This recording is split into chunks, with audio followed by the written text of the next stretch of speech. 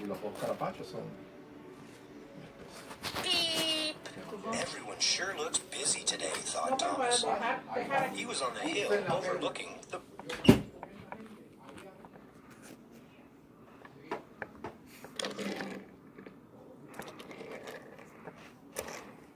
Beep! Everyone sure looks busy today, thought Thomas. He was on the hill overlooking the Brendam docks. From above the busy harbor, Thomas could look down and see all of the other engines working hard. Maybe I can do something to help. And down he went.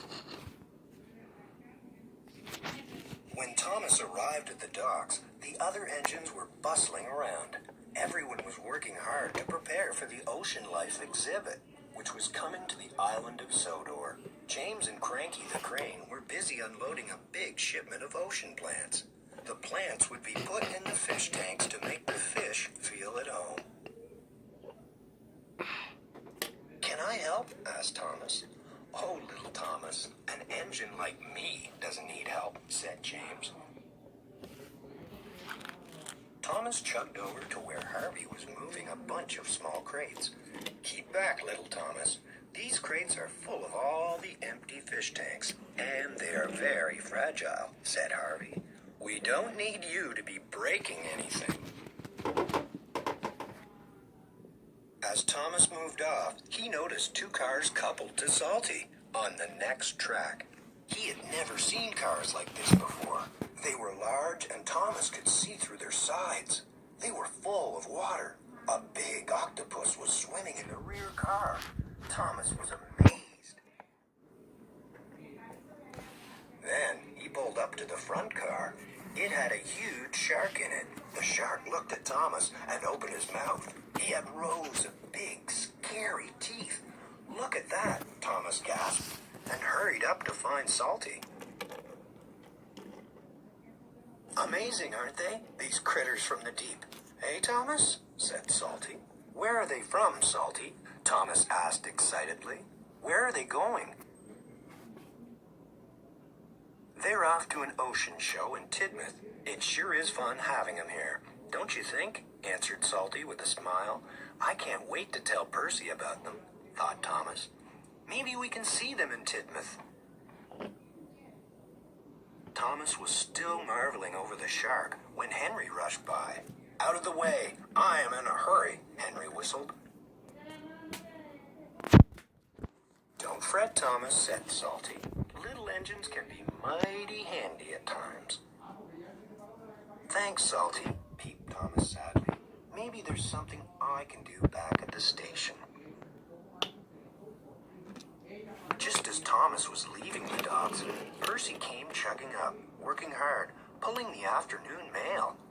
Percy, you've got to take a look at the cars that Salty is... Thomas started. Not now, Thomas, Percy interrupted.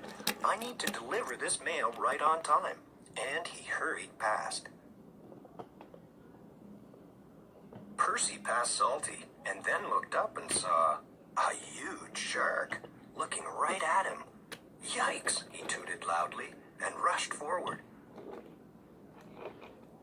Percy was so surprised and so scared that he didn't look where he was going. Henry was stopped ahead of him on the same track. He was waiting for Harvey to cross with his fragile load. Percy ran right into Henry, pushing him up the track, right toward Harvey's cargo of fish tanks.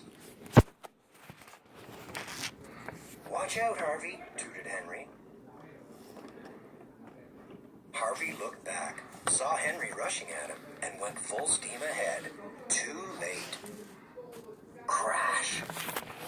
Henry crashed into Harvey's freight car. Harvey's freight car tipped off the track and the coupling snapped. Harvey, still at full steam, rushed forward. He ran right into James. James was pushed off the track, which startled Cranky. Cranky let go of the crate he was carrying. The crate fell right onto James and burst, covering him with seaweed. Thomas saw what happened and came hurrying back to help. His smaller size made it easy for him to fit between all the bumped engines and broken crates. First, he helped pull Percy back on the track. You know what? Then he kept the freight cars in order, while the spilled mail and all the broken crates were cleaned up. Finally, he helped Harvey put James back onto the track, and he didn't even tease James about his green face.